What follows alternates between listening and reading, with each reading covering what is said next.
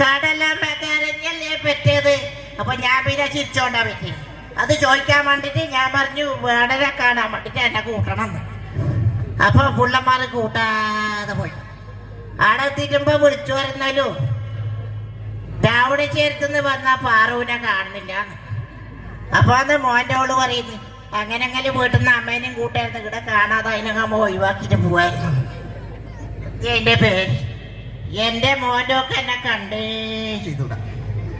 ഇപ്പൊ പിന്നെ ഈ കൈകോട്ടിക്കളി വന്ന പിന്നെ അടുക്കള പണിക്കോളെ കിട്ടുന്നില്ല. ഞാനൊരു ദിവസം പറഞ്ഞു ഒരു തുള്ളി വെള്ളത്തോളെ കുടിക്കാൻ. അപ്പൊ ഓള് പറഞ്ഞ എനിക്ക് നടുവേദനാണ്.